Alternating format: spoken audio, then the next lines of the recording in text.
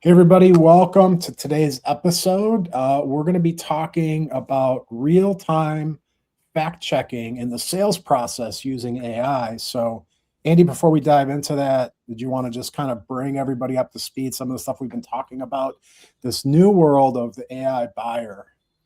Yeah, this is all a discussion of the book that I wrote, The Omniscient Buyer. And Right. it's really the exposure of the fact that buyers have significantly changed with AI.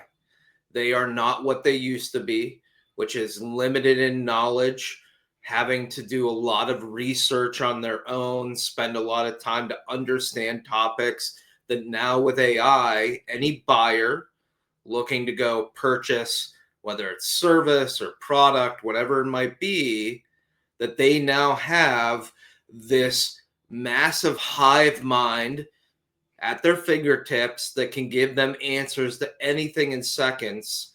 And so now, when they're actually going through the buying process, they're doing comparisons and saying, "Hey, how would you compare these three companies?" Right. Or they're asking for implementation plans. If I choose this company, how should I go about the process of doing this? Or it can scan and find thousands of reviews and Reddit posts and Glassdoor and everything else and come up with a score that says, this company is a 5 out of 10. You might want to consider some others. And Right. so our buyers are just a totally different being from anything that we've ever seen before.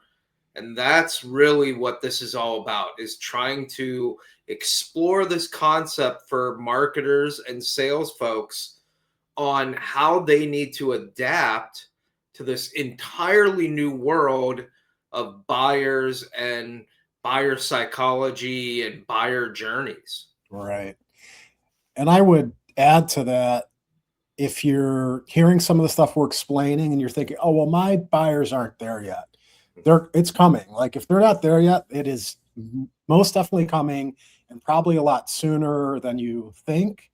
And before we dive into this idea of like fact checking in real time, the last episode we talked about the AI ego. So buyers are coming to these sales meetings knowing and being confident, whether they're right or not, they're feeling confident going into these sales discussions in a very different way than traditionally and in the past. So I do think that plays into it. And then the idea of this real time AI fact checking, that's a reality. And I'll just share, before we jumped on, I said, I do this in sales conversations. So I run a recording tool that transcribes in real time. It's called Otter, the one I use. There's a whole bunch that are out there. And I'll use that to like ask it questions because it has like an AI chat in there. So as I'm going through a conversation, if it's something that I like thought I heard and I want to confirm, I'll ask, or I'll say, hey, what are good additional follow-up questions to ask based on what Andy's saying right now? And it'll give me ideas. So if that's happening on this side, it's gonna happen on the other side. So, and I know you talk about this in the book. Yeah, and Yeah, I I mean, think it's with just open door. buyers, it's still very early for this piece, Right. especially this listening in real time to a salesperson, getting feedback, being able to ask questions. But like you said, we're doing it on our own sales side and we're training other companies to do it on the sales side. And it's Right. only natural that eventually buyers are going to significantly lock into this. And especially because a lot of platforms out there are just building it in so that when you get on web meetings like Google Meet or whatever it might be, it's recording and it is already providing AI summarized follow ups, and it's going to continue to evolve. And so Right. the real concept here is that buyers will now have their AI listening to you as a salesperson and in real time providing fact checking, expansion on what you're saying. I'll go to a conversation we just had with a buyer, prospect the other day, talking about what's the right content management system. Right. Well, imagine as we're talking that it's providing references to the information that we're saying. Is yes, it's confirmed that, WordPress is the right scenario for this, like they're saying. No, it's not for this scenario, and it matches your company, right? And so now it's a whole new thing that if you as a salesperson are on any sort of call, you don't necessarily know, and we're going to set the ethical side of it aside because we can't control what people do. But the reality of it is that your buyers could be seeing a real-time feed that is annotating and commenting and fact checking every single word you say in real time. Just like those political debates. The real Right? time fact checking right now in sales. That's the what we're facing. Yeah, and I would say with just the idea of like this coming soon, I do think all of this is much sooner than later. Like from what we're seeing and how people are using AI, the adoption rate is like absurd. Like the whole shift we've seen from our organic inbound from SEO to like AEO side of things. We're seeing more leads in this 2025 year, like substantially more through AEO than through SEO, which is wild. And that's only picking up steam. So all of these trends, people are sitting there in front of these AI tools.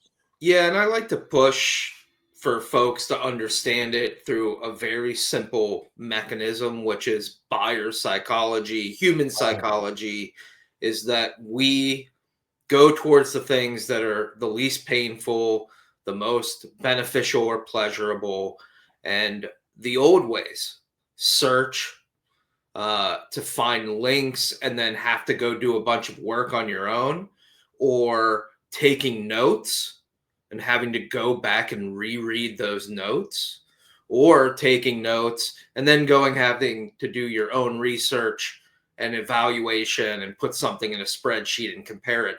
That's all very painful. That's all time consuming. And human psychology is we don't want that. We don't want pain. We don't want to eat up our time. We're Right. always trying to do that. And so what is going to happen is there is no choice but that society is going to move towards less pain, less friction, less time. And that is going to be an answer engine instead of a search engine because it delivers the results with no work. It's going to be real time recording of calls for note taking and summary because let's be honest, I don't care how many people say I love the feel of my pencil. If Mhm. they don't have to do it, they're not going to do it.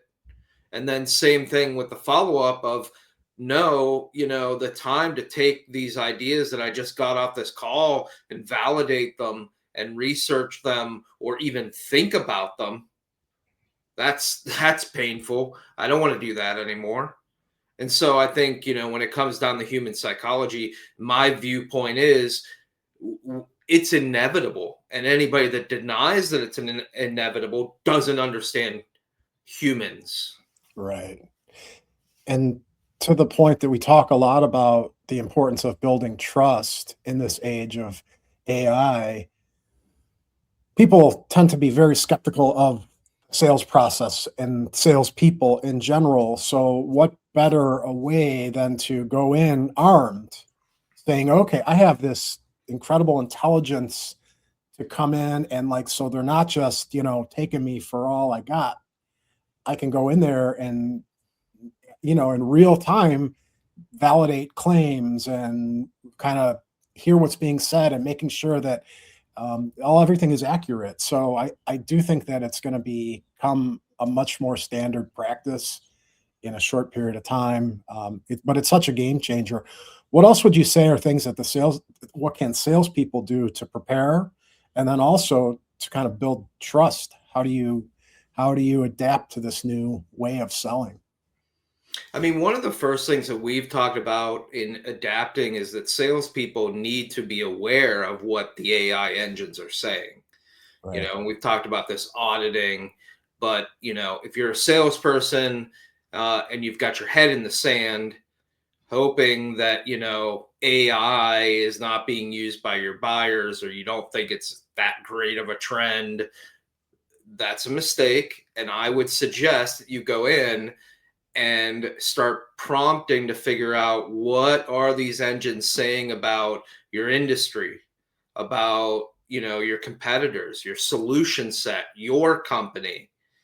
Even if you don't put it into some crazy auditing system or anything like that, a couple of hours prompting can give you a little bit better of a viewpoint of what buyers might be coming to the table with in their heads. And then as far as the real-time piece, I think it's more of, we have to be cognizant of what we're saying. I think more empathy, more, transparency. I talk about those things in my book a lot. Is now, sales, it's a lot about creating trust and validation. It always was, but now, we don't have any sneaky tools to build trust. We have to do that through transparency. And so that was a big discussion in my book, is this idea of radical transparency, just putting it out there.